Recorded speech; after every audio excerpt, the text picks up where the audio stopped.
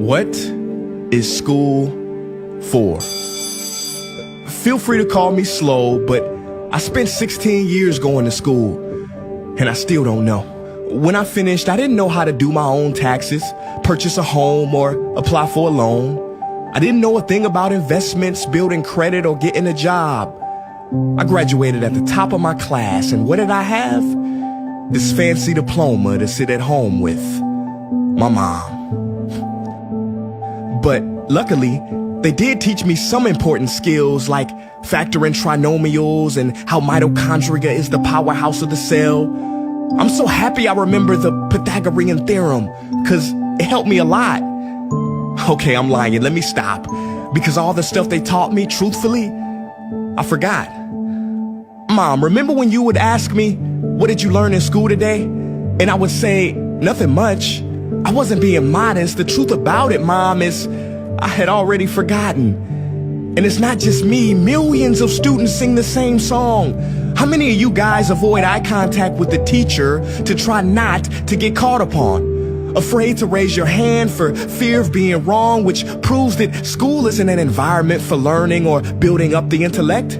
It's just a game you play for grades and how many A's you can collect. But I guess what do you expect when the most commonly asked question in class is this gonna be on the test?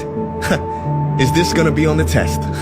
See, if school put learning instead of testing and memorizing as the top standard, then the letter F would not stand for failure. It would stand for find another answer.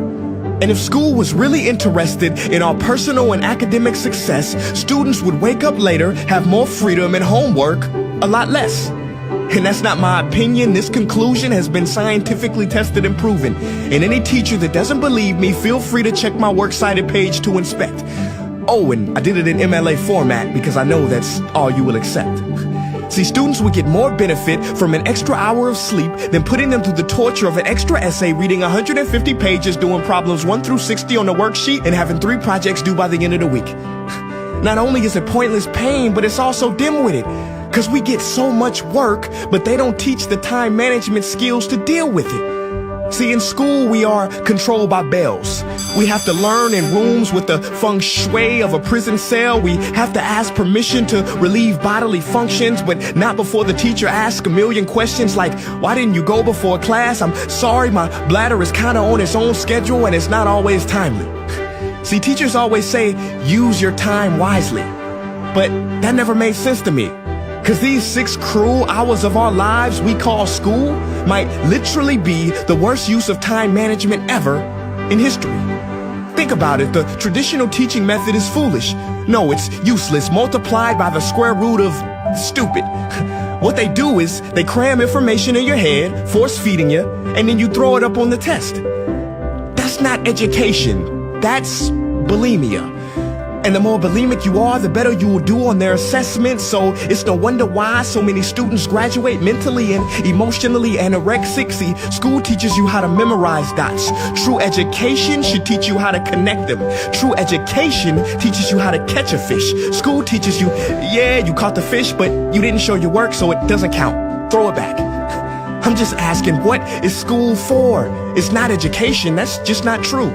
If you still think that, you might be sniffing glue. See, the word education comes from the Latin root educe, meaning bring out, i.e. bring the gifts out of a person and make them viable.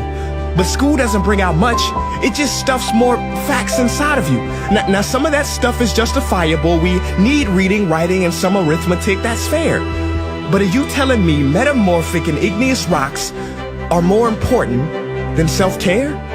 If suicide is the 3rd leading cause of death of ages 10 to 24, and Harvard studies suggest the biggest predictor for success is self-control and emotional health, then why the heck aren't we taught how to handle stress, bullies, or rejection? How about anxiety or depression? You know, skills we need for our entire lives. Bro, I don't even know how to cook. I'm honestly surprised I'm still alive. But hey, at least I can name all the battles that happened in the Civil War. Seriously, what is school for? Some say you need it to be successful, and that's something we do not doubt. But do you own a MacBook or iPhone? Did you know they both were created by a dropout? Are you watching this video on Facebook or YouTube? Doesn't matter which you choose. They both were created by dropouts. Ever use Snapchat, WhatsApp, shopped at Whole Foods? Well, thank a dropout. Does your home furniture come from IKEA? Okay, don't get the wrong idea. He was not a dropout. Don't be a fool. I mean, how could he drop out? Ingvar Kamprad, founder of IKEA, never even went to school. I know what you're thinking. He's just picking and choosing. There's millions who didn't go to school that aren't successful. Who is he fooling? And you're right. But open your history books and start perusing. You'll find the very people we idolize in school never really had formal and/or secondary schooling. I'm talking George Washington, Abe Lincoln. America's best presidents had zero school between them. Ben Franklin, Thomas Edison, shall I proceed? Ernest Hemingway, Mark Twain, Teddy Roosevelt, Margaret Mead. Now please, I'm not saying drop out, because some schools are great and many teachers are rare treasures. I'm saying that there's a difference between people who are smart and people who score better. I'm saying that your future is something that no test will ever measure. Even if that test begins in 3 letters like SAT, ACT, it's BS if they say those determine your LIFE. No, your destiny is in your hands. You must shape it to be great. So don't expect school to open doors, because it's more likely to slam them in your face. Sometimes I wonder about all the dreams lost in school and how much potential goes to waste. If it wasn't for music and YouTube, then I would have been just another lost case. Everybody watching this, please, close your eyes. Imagine a child sitting in the back of some teacher's class in some town. He never raises his hand, he fails most of his classes, but inside of him, there is a passion.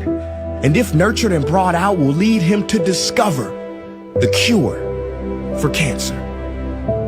But you see, I'm afraid that that child's gift will never come out. He will never win the Nobel Prize award because in class he was ignored and his worth was judged only by his scores. So teachers, principals, parents, advisors, and students, I ask one more time, what is school for?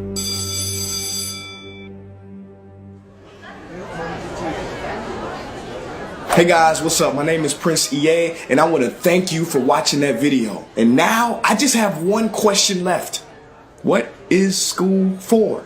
Don't you think it's time that we answer this question together? If you are a teacher, a parent, or a student, I urge you to check out the Innovation Playlist. What is the playlist? It is a program that any school can try for free. It's based on the best practices from educators around the world, and through its small steps, it can lead to big changes in your school. Go to innovationplaylist.org to learn more. Peace.